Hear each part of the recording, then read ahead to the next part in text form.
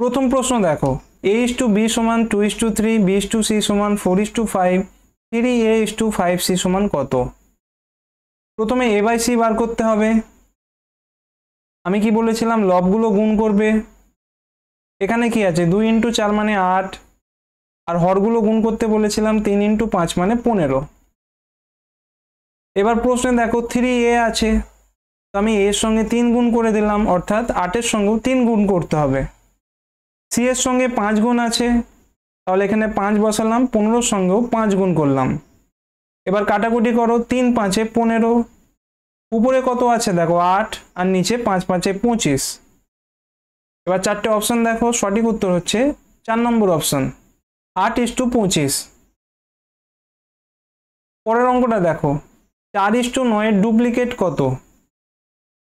Duplicate, সাবডুপ্লিকেট, ট্রিপ্লিকেট এবং সাবট্রিপ্লিকেট, এগুলোর পুরো কনসেপ্ট অলরেডি তোমাদের বলা হয়েছে। একটু মনে করার চেষ্টা করো। যখন ডুপ্লিকেট থাকবে তার মানে এগুলোর বর্গ করতে হবে। 4-এর বর্গ কত? 16, 9-এর বর্গ কত? 81। চারটে অপশন দেখো, 2 নম্বর অপশনটা সঠিক উত্তর, 16:81। যদি এটা সাবডুপ্লিকেট বলতো তাহলে কত হতো? রুট করতাম, √4:√9, তখন হতো 2:3 অ্যান্সার। পরের প্রশ্ন দেখো, p:q এর মান বলে দিয়েছে, q:r এর মান বলেছে, r:s এর মান বলেছে। আর কি, p এর এক্সাক্ট ভ্যালুটা দিয়েছে, s এর মান কত সেটা বার করতে বলেছে। তো আবারও p/s এর মানটা বার করবে কিভাবে? প্রথমে এই লবগুলো গুণ করবে, অর্থাৎ যে প্রথম সংখ্যাগুলো আছে। তাহলে কত হচ্ছে? 2 × 5 × 9, আর নিচে কত হচ্ছে দেখো, 3 × 8 × 10। এখানে দেখতে পাচ্ছ 3, 8 এবং 10, অর্থাৎ এই অনুপাতগুলোর পরের সংখ্যাগুলো। এবার কাটাকুটি করে দেখো, 5 × 2 = 10, 2 এর সঙ্গে 2 কাটলো, 3 × 3 = 9। তাহলে উপরে কত থাকছে? 3, নিচে কত থাকছে? 8। এবার প্রশ্নে কি দিয়েছে? p এর মান 21, অর্থাৎ এই যে 3, এই 3 অনুপাতের মান কত দিয়েছে? 21। কত গুণ? 7 গুণ। বার করতে হবে s এর মান, s এর অনুপাত কত? 8। তাহলে 3 এর মান 21, অর্থাৎ 7 গুণ হলে 8 এর মান কত হবে? 8 × 7, 7 × 8 = 56। চারটে অপশন দেখো, 2 নম্বর অপশনটা সঠিক উত্তর। পরের কোয়েশ্চেন দেখো, এই অঙ্কটা বহুবার তোমাদের অলরেডি করানো হয়েছে। একটি বাক্সে মোট 384টি মুদ্রা আছে।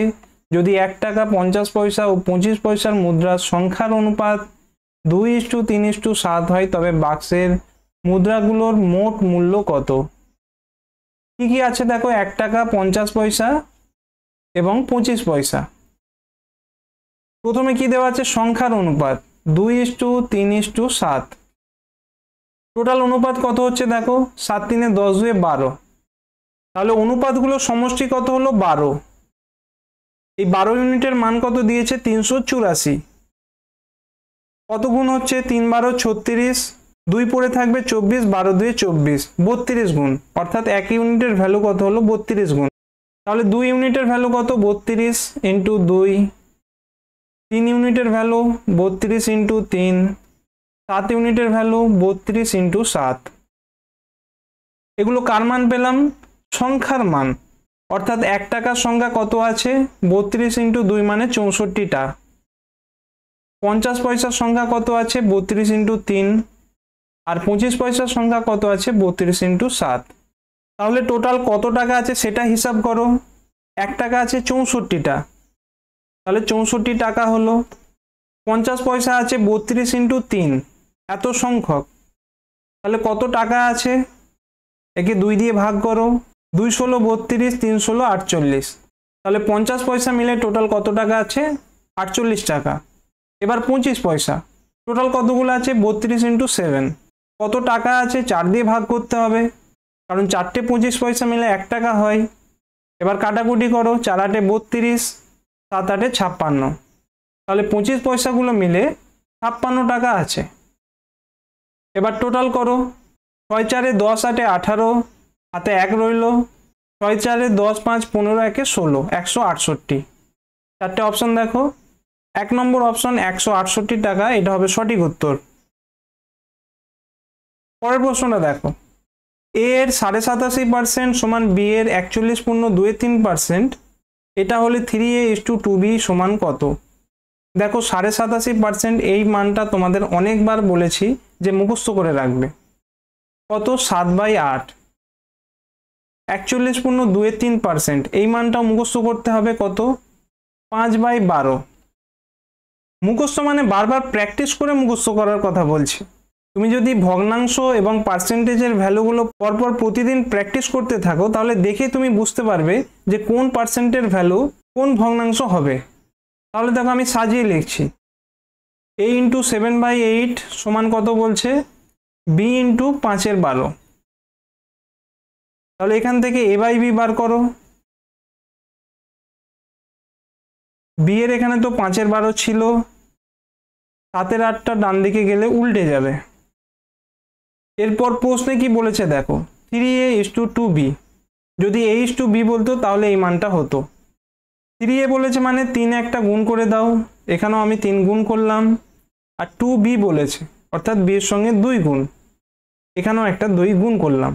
এবার কাটাকুটি করে দেখো, 3 × 4 = 12, 4 × 2 = 8, 2 এর সঙ্গে 2 কাটলো, তাহলে উপরে কত পড়ে আছে? 5, আর নিচে কত হবে? 7। তাহলে চারটে অপশন দেখো, 2 নম্বর অপশনটা হবে সঠিক উত্তর। এবার দেখো এই মানগুলো যদি মনে না আসে তখন কি করবে? ডাইরেক্ট গুণ করে দেবে। 87.1/2 এটার মানে কত? 87 এর সঙ্গে 2 গুণ কত হচ্ছে? 160 আর 14 174, তার সঙ্গে 1 যোগ অর্থাৎ 175/2 পার্সেন্টেজের জন্য ইন্টু 100।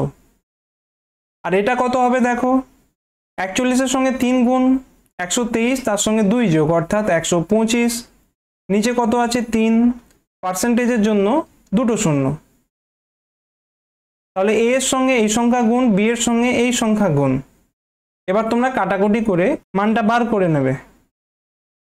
দুটি সংখ্যার সমষ্টি 42, তাদের পার্থক্য 8 হলে ছোট সংখ্যা এবং বড় সংখ্যার অনুপাত কত? আমি কি বলেছিলাম, যখন সমষ্টি এবং বিয়োগফল দেওয়া থাকবে সেই দুটো যোগ করে অর্ধেক করবে, সেটা বড় সংখ্যার মান হবে। এখানে কত হচ্ছে?